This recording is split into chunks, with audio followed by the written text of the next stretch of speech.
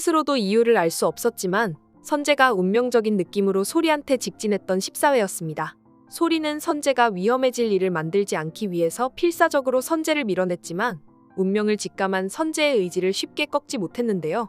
투자도 하고 돈도 안 받고 스케줄까지 전부 비우겠다는 조건까지 내걸었던 걸 보면 무슨 일이 있어도 소리 시나리오의 주인공은 자기가 해야 한다는 느낌이 강하게 왔던 것 같아요. 그 자리는 절대 뺏겨서는 안 된다는 느낌이 빡 왔던 거겠죠. 선재가 자기 자리는 기가 막히게 찾아가고 있었는데요. 소리가 선택에 따라 과거가 많이 바뀐 건 사실이지만 지나간 시간들이 전부 사라진 건 아니라는 단서가 나왔습니다. 임금이 긁어놓은 로또가 1등에 당첨됐다는 걸 확인하는 장면이 나왔잖아요. 소리가 친구를 위해서 오빠한테 로또 번호를 여러 번 강조하면서 끝까지 포기하지 말고 사모을 것을 강조했었던 적이 있었는데요. 소리가 더 과거로 돌아가서 선재를 일부러 외면하게 되면서 소리가 오빠한테 로또 번호를 불러줬던 과거 역시 물거품이 되어 사라진 시간이 되어버린 거잖아요. 그때부터 모든 운명이 바뀌게 된 거기 때문에 오빠의 로또 당첨 역시 절대 일어나서는 안 되는 일이었던 거였습니다. 이거 로또 그때 상금이 100억이라고 했었으니까 절반으로 나눠도 50억이나 되는 거액의 당첨금이 들어오게 되는 상황인 건데요. 이건 절대 작은 변화라고 볼 수 없는 거죠. 임금의 로또 당첨이 의미하는 게 상당히 중요하다는 생각이 드는 포인트였습니다. 운명이 이렇게까지 바뀔 수도 있다는 것이 증명된 셈이니까요. 소리는 선재와 자기의 운명이 대관람차처럼 그 자리를 맴도는 것 같다고 했는데요. 어떻게 해도 만나게 되는 두 사람의 사랑에 대한 이야기이기도 하지만 결말에서 비극을 피할 수 없을 것 같은 불안감을 내포한 말이기도 했습니다. 하지만 그런 소리의 짐작은 잘못된 부분이 있는 것 같아요. 로또 1등에까지 당첨되는 걸로 봐서 소리와 선재의 비극적인 결말 역시 극적으로 바꿔낼 수 있다는 가능성이 증명된 셈인데요. 1등 당첨의 의미는 그것뿐만이 아니었습니다. 이미 사라진 시간 속에서 들었던 번호를 임금이 떠올렸다는 뜻이었잖아요.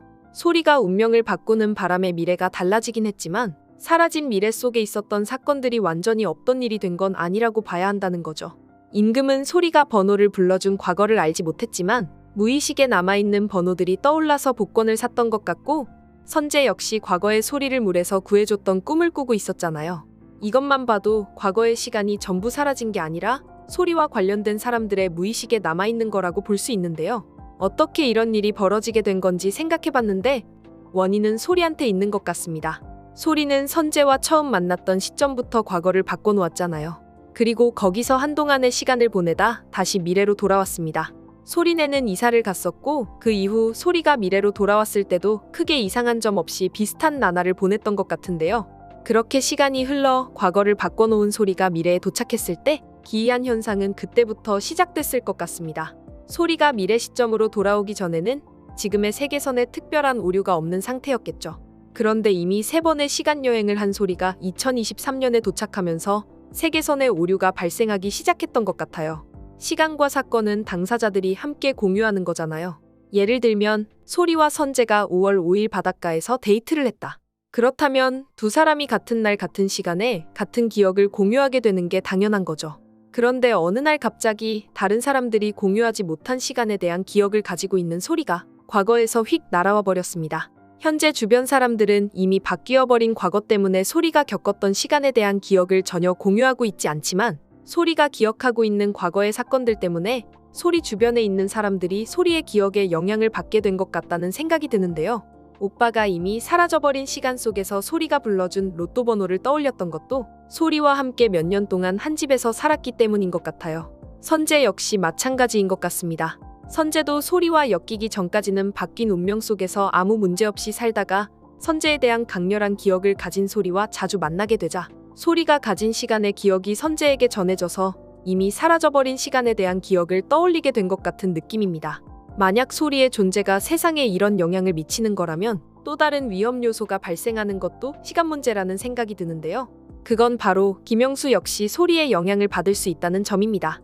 김영수가 왜 자꾸 소리와 선재를 해치는 것에 집착할까 하는 생각이 들기도 했었는데요. 2회차 시간여행에서 돌아왔을 때는 출소에서까지 선재를 찾아와 해치려고 했었잖아요. 김영수가 사이코패스라는 단순한 설정으로 설명할 수도 있지만 어쩌면 김영수도 비슷한 영향을 받아서 그렇게 된 걸지도 모르겠다는 생각이 들었어요. 반복된 시간여행 속에서 김영수에 대한 소리의 적개심이 점점 깊어져 갔잖아요. 소리가 김영수를 깊이 증오하면 증오할수록 소리의 시간 기억에 영향을 받은 김영수에 미친 집착도 더욱 강해졌던 것 같습니다.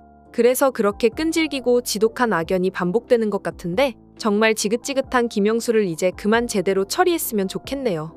그럼 저는 선재 없고 튀어남은 이야기 재미있게 준비해서 돌아오겠습니다. 감사합니다.